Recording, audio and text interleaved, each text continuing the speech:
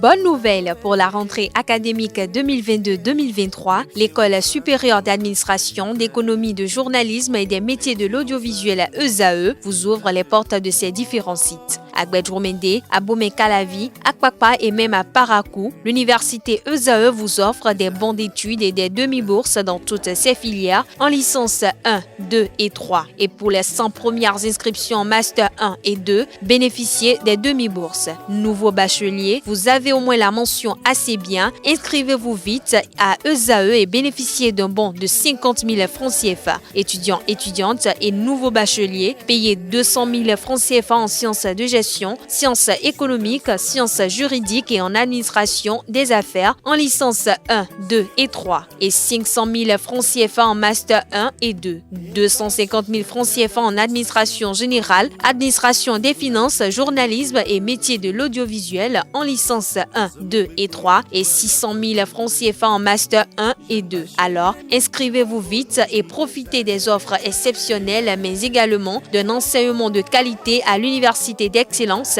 ESAE. Infoline 90 93 65 21 ou le 98 98 14 00.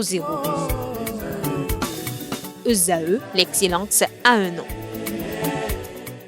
Bonjour à toutes et à tous. Hugues Alain Adjovi est le tout nouveau président de la commission des arbitres de la Confédération africaine de football CAF.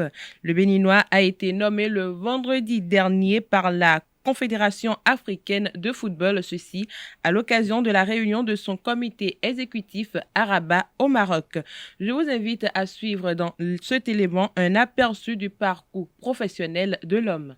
Hugues Alain Adjovi, né le 25 novembre 1962, est un ancien arbitre international béninois, instructeur FIFA. Il est également commissaire de police et depuis 2022, le président de l'Amicale des anciens arbitres de football du Bénin. Il a consacré une grande partie de sa vie à l'arbitrage international. Depuis près de 2 décennies, il a fait partie des listes de la FIFA en tant qu'arbitre international. Sa réputation d'excellence l'emmène à officier lors de nombreuses compétitions de la Coupe du Monde Junior, les finales des matchs de la Champions League africaine à la Coupe d'Afrique des Nations CAN Senior, dont le premier en 1996 en Afrique du Sud. Son expertise et sa connaissance approfondie des règles du jeu en ont fait un arbitre respecté et reconnu à travers le continent. Le vendredi 7 juillet 2023, Hugues est promu à la tête de la commission des arbitres de la Confédération africaine de football CAF.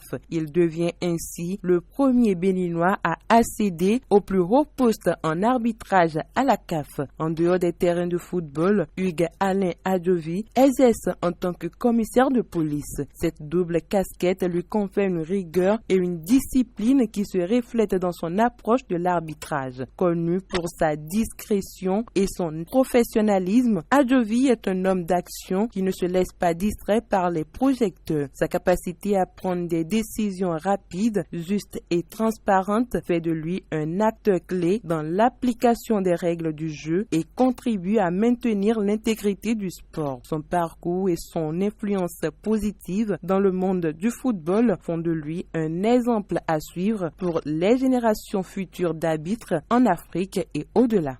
À 8 semaines de l'ouverture du championnat du monde de pétanque, rien de visible au Bénin qui annonce cet événement inquiet. Le président de la Confédération africaine des sports boules, El Hadj Ibrahima Idrissou, a rencontré le samedi dernier au siège de l'instance africaine le comité local d'organisation de la compétition. Le peuple béninois ne vous sent pas et a l'impression que rien ne se fait dans la mesure où rien n'est visible.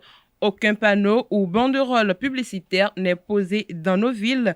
Aucune annonce sur les chaînes de télévision et de radio ainsi que sur les chaînes de réseaux sociaux, a relevé le président. El Hadj Ibrahima Idrissou a donc demandé de situer l'opinion nationale et internationale sur le niveau réel d'évolution des préparatifs de cet événement sportif important. Garba Yaya, président de la Fédération béninoise de pétanque et vice-président du comité d'organisation, a donné des explications à ce constat. Il n'y a pas d'inquiétude par rapport à l'organisation de cette compétition, a-t-il rassuré. Le président de la Fédération béninoise de pétanque a rappelé que le championnat ne se jouera pas sur un boulodrome, mais au niveau de l'esplanade des Amazones, et cet espace peut abriter la compétition, a-t-il insisté. Autre discipline, le Bénin aborde le dernier virage des préparatifs de ses équipes nationales dans le cadre de l'organisation de la 10e édition de la Coupe d'Afrique des Nations de Maracana Bénin 2023. En prélude à cette compétition, le comité de normalisation et les membres du comité d'organisation de la dite compétition ont convié près d'une quarantaine de joueurs seniors et super seniors présélectionnés lors du tournoi des playoffs disputé il y a quelques mois afin de démarrer la préparation. Pour cette première séance, le coach Hakim Bissiriou et son adjoint Ibrahim Da Silva ont démarré les travaux par un léger travail de circulation de balles et a procédé à la mise en place tactique en vue de voir le comportement des joueurs lors d'une vraie compétition. La 10e édition de la Coupe d'Afrique de Maracana aura lieu au Bénin à Grand Popo du 20 au 30 septembre 2023 avec 17 pays dont 14 nations africaines et 3 pays invités. Sous la houlette de Jean-Louis Nidokponou, président de la région Afrique du jeu de balle au tambourin, un stage de formation se tient à Cotonou depuis le 4 juillet 2023 et va connaître son épilogue ce jour. 11 juillet 2023, pour cette première vague, les formateurs du Togo, de la Côte d'Ivoire et du Bénin ont pris du plaisir à connaître le jeu de balle au tambourin dans sa globalité. Avant le dernier jour de formation, le patron de la zone Afrique dit être très satisfait de la formation et de la volonté d'apprendre des participants. Il attend, après quelques jours, envoyer de formateurs vers le Togo et la Côte d'Ivoire pour essayer de faire le suivi dans les pays présents à Cotonou. Le Bénin attend l'aval du Cap-Vert, de la Guinée et du Burkina Faso pour la prochaine vague de formation. En cas de confirmation, au moins 6 pays seront embarqués pour la première CAN. Le président de la région Afrique Jeune indique que ces stages vont permettre au final d'organiser la première édition de la CAN du jeu de balle au tambourin avant fin 2023. C'est tout pour la page des sports de ce matin. Merci pour votre attention et à très bientôt.